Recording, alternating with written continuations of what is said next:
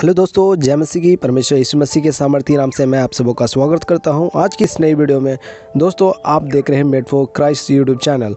दोस्तों आज का वीडियो बहुत ज़्यादा इंपॉर्टेंट होने वाला है आप सभी भाई बहनों के लिए जो परमेश्वर को ग्रहण कर चुके हैं, जिन्होंने परमेश्वर को अपना उद्धारकर्ता मान लिया है और जो परमेश्वर को अपने हृदय से ग्रहण कर लिए हैं और परमेश्वर की आज्ञाओं में आगे बढ़ रहे हैं। दोस्तों बहुत सारे मसीह विश्वासी ऐसे हैं जो नए नए हैं और परमेश्वर की आज्ञाओं को पूर्ण रूप से नहीं जानते। उनके जीवन में बहुत सारे ऐसे बातें हैं जो अभी तक वो नहीं जानते हैं और ऐसे बहुत सारे सवालों के जवाब जानना चाहते हैं कि क्या एक मसीह होने के नाते जब उन्होंने परमेश्वर को ग्रहण कर लिया है और वे परमेश्वर के मार्गों में चल रहे हैं और उनके भय भक्ति में आगे बढ़ रहे हैं तो उन्हें क्या करना चाहिए और क्या नहीं करना चाहिए, इस विषय में वो बहुत ज़्यादा परेशान रहते हैं। इन्होंने परमेश्वर को ग्रहण कर लिया है और परमेश्वर के बातों में आगे बढ़ रहे हैं। अब क्या उन्हें एक बहुत बड़ा सवाल सामने रहता है कि क्या जो काम एक अन्य जाति कर रहे हैं, क्या वे भी परमेश्वर के लोग होने के नाते उस कार्य को कर सकते हैं कि नहीं। तो दोस्तों मैं आज वचन से आपको बताने जा रहा हूँ कि एक बहुत बड़ा सवाल जो मसीह विश्वासी लोग पूछते हैं, जो हमारे बिहार और यूपी से रिलेटेड क्षेत्रों में रहते हैं मसीह भाई बहन, कि क्या हम परमेश्वर को जानते हैं, क्या हम छठ पूजा मना सकते हैं। तो आज मैं आपको वचन के माध्यम से आपको बताने जा रहा हूँ। यदि आपने परमेश्वर को ग्रहण कर लिया है और यदि आप इस बात के संशय में हैं कि आप इस पर्व को मना सकते हैं कि नहीं, आइए हम सबसे पहले परमेश्वर के वचन से एक वचन पढ़ें। निर्गमन 20 अध्याय और पद संख्या 1 से। तब परमेश्वर ने ये सब वचन कहे, मैं तेरा परमेश्वर यहोवा हूँ जो तुझे दासत्व के घर अर्थात मिस्र देश से निकाल लाया हूँ। तू मुझे छोड़ दूसरों को ईश्वर करके न मानना, तू अपने लिए कोई मूर्ति खोद कर न बनाना, न किसी की प्रतिमा बनाना जो आकाश में या पृथ्वी पर या पृथ्वी के जल में है। तू उनको दंडवत न करना और न उनकी उपासना करना, क्योंकि मैं तेरा परमेश्वर यहोवा जलन रखने वाला ईश्वर हूँ। जो मुझसे बैर रखते हैं उनके बेटों, पोतों और परपोतों को भी पितरों का दंड दिया करता हूँ। परमेश्वर के नाम की स्तुति और महिमा होने पाए। देखा हमने वचन में किस प्रकार परमेश्वर यहाँ कहते हैं कि मैं तेरा परमेश्वर यहोवा हूँ जो तुझे दासत्व के घर अर्थात मिस्र देश से निकाल लाया है।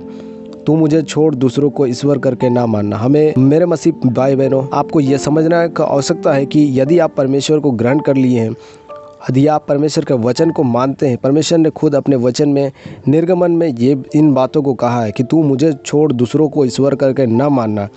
हाँ मेरे प्रियो, आपका सिर्फ एक ही परमेश्वर है, वो है यीशु मसीह। इसके अलावा कोई भी नाम इस पृथ्वी पर नहीं दिया गया है।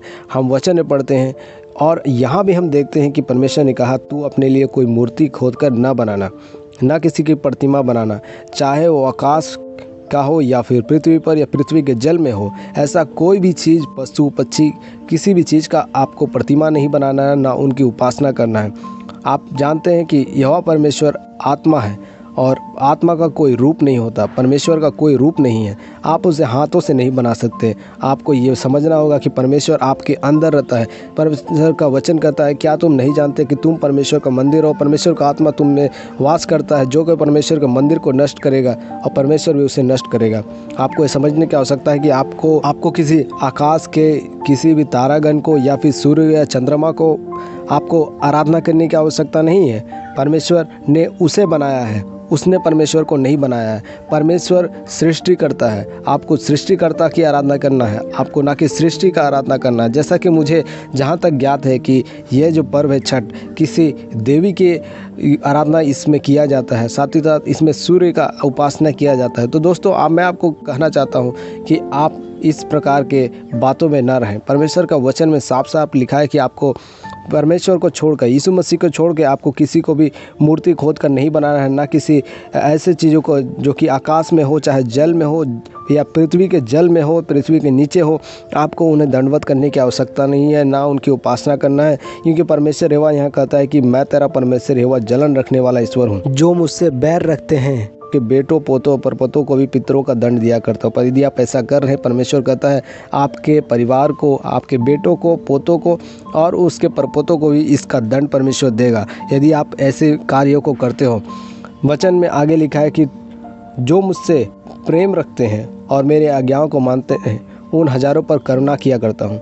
यदि आप परमेश्वर के आज्ञाओं को मानते हैं, परमेश्वर से प्रेम रखते हैं, परमेश्वर कहता है कि आप ऐसा कुछ भी ना करें, मूर्ति का उपासना ना करें। यदि आप ऐसा करते हैं तो परमेश्वर को रिस दिलाते हैं। और यदि आप इन सारी बातों से अलग रहते हैं, अपने आप को परमेश्वर के आज्ञाओं में आगे बढ़ाते हैं, उनके वचन में आगे बढ़ाते हैं, परमेश्वर का भय भक्ति में आगे बढ़ते हैं, तो परमेश्वर आपके जीवन के लिए कहता है कि जो मुझसे प्रेम रखते हैं, मेरी आज्ञाओं को मानते हैं, उन अचारों पर करुणा किया करता हूँ। परमेश्वर आप पे करुणा करेंगे, परमेश्वर आपको बढ़ाएंगे, परमेश्वर आपके हजार हजार पीढ़ी तक आपको करुणा किया करेंगे। आइए परमेश्वर के वचन से एक और पढ़ें, रोमियो की पुस्तक उसका 12 अध्याय उसका 2 पद से। इस संसार के सदृश से न बनो, परंतु तुम्हारे मन के नए हो जाने से तुम्हारा चाल चलन भी बदलता जाए, जिससे तुम परमेश्वर की भली और भावती और सिद्ध इच्छा अनुभव से मालूम करते रहो। हाँ मेरे प्रिय मसीह भाई बहनों, आप सबों को ये समझने की आवश्यकता है कि इस संसार के सदृश से ना बनो।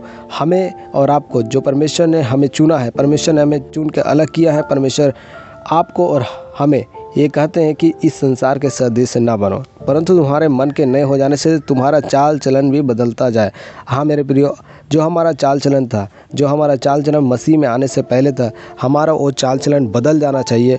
जो हम पहले करते थे आज वो हमें नहीं करना है। हम पहले मूर्ति पूजा करते थे, हम गलत काम करते थे, आज हम उनके त्योहारों में, आज हम उनके बातों को ना माने। परमेश्वर का वचन में कहता है कि हमारा चाल चलन बदलता जाए, जिससे तुम परमेश्वर की भली और भावती और सिद्ध इच्छा अनुभव से मालूम करते रहो।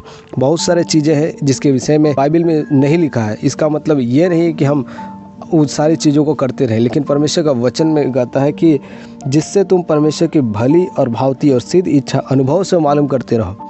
यदि आप परमेश्वर का वचन में बढ़ रहे हैं, उसके पवित्र आत्मा के अभिषेक में आगे बढ़ रहे हैं, परमेश्वर का आप दिन प्रतिदिन बातों में आगे बढ़ रहे हैं, वचन में बढ़ रहे हैं, आप प्रार्थना में बढ़ रहे हैं, आप उपवास कर रहे हैं, परमेश्वर के बातों में बढ़ रहे हैं, परमेश्वर को क्या पसंद है आप खुद ही अपने अनुभव से मालूम करते रहेंगे। परमेश्वर का वचन यही कहता है कि आज आपको इस प्रकार का किसी भी त्यौहार को मनाने की आवश्यकता नहीं है, चाहे वो छठ हो, दीपावली हो, और चाहे कोई भी पर्व हो जो हम अन्य जातियों लोग देखते हैं मनाते हुए। उन सारे चीज़ों को हमने नहीं मानना है, उन सारी चीज़ों को हमारे जीवन में नहीं होना है, क्योंकि परमेश्वर ने स्वयं कहा तुम किसी प्रतिमा को या फिर किसी भी सूर्य चंद्रमा को आपको आराधना नहीं करना है। आपको सृष्टिकर्ता ये समझना है कि कौन है। आपने परमेश्वर को ग्रहण किया है या आपने परमेश्वर को जान लिया है। आपको इन सारी चीज़ों से अलग रहना है। आपको संसार के समान नहीं बनना है। संसार के सदृश बनेंगे तो आप परमेश्वर से प्रेम नहीं रख पाएंगे। उन सारी चीज़ों से आप जितना दूर रहेंगे परमेश्वर के उतना ही निकट जाएंगे। हाँ मेरे प्रियो, आप सबों को ये समझना है कि परमेश्वर के बातों को मानेंगे। यदि आप परमेश्वर के आप आज्ञा पालन में आगे बढ़ते रहेंगे, परमेश्वर आपको हजार पीढ़ी तक ये वायदा करता है कि आपकी करुणा करता रहेगा। हाँ मेरे प्रियो, आज हमने सीखा किस प्रकार आप उन सारी चीज़ों को ना करें जो अन्य जाति लोग करते हैं। यदि आप उन सारी चीज़ों में आगे बढ़ते जाएंगे तो आप परमेश्वर से दूर हो जाएंगे। और शैतान तो यही चाहता है कि आप परमेश्वर का भय ना माने, परमेश्वर के बातों को ना माने, और शैतान आपको गिराने के लिए हर संभव प्रयास करता है। और परमेश्वर आपको इन सारी चीज़ों से अलग रहने के लिए कहते हैं। हाँ मेरे प्रियो, आपको ये समझने की आवश्यकता है कि यदि आप परमेश्वर के लोग हैं, परमेश्वर के चुने हुए लोग हैं, आपको किसी भी प्रकार के अन्य जातियों के भागी नहीं होना है। यदि आप ऐसा करते हैं तो परमेश्वर से दूर हो जाएंगे और आप दंड के भागी हो जाएंगे, और आप परमेश्वर के स्वर्ग राज नहीं जा पाएंगे। और हमारा और आपका परमेश्वर के सम्मुख आने का, परमेश्वर के सम्मुख अपने पापों को क्षमा मांगने का, सब कुछ का एक ही सार है कि हम परमेश्वर के राज में जाना। यदि आप परमेश्वर के राज में जाना चाहते हैं तो परमेश्वर के आज्ञाओं को मानना होगा, इन सारे चीज़ों से अलग रहना, परमेश्वर की बातों में आगे बढ़िए। जितना आप इन बातों से दूर रहेंगे परमेश्वर के आप उतना ही निकट जाएंगे। संसार से अलग रहिए। परमेश्वर आपको अपने समीप बुला रहा है। परमेश्वर की बातों में बढ़िए। और परमेश्वर, इस वीडियो को बनाने का मेरा एक ही मकसद है कि आप परमेश्वर क्या चाहता है उन बातों को समझें। मैं आशा करता हूँ आपको ये वीडियो पसंद आया होगा। यदि आपको ये वीडियो से कुछ सीखने को मिला है तो अपने लोगों के साथ शेयर करिए, और मसीह भाई बहनों में उन्हें बताइए कि हाँ उन्हें क्या करना है, क्या नहीं करना है। परमेश्वर आप सबों को आशीष दे। आप सबों को जय मसीह की। परमेश्वर का अनुग्रह और कृपा में बढ़ते जाइए, परमेश्वर के भय भक्ति में बढ़िए। परमेश्वर आपको बहुत ही आशीर्वाद दे।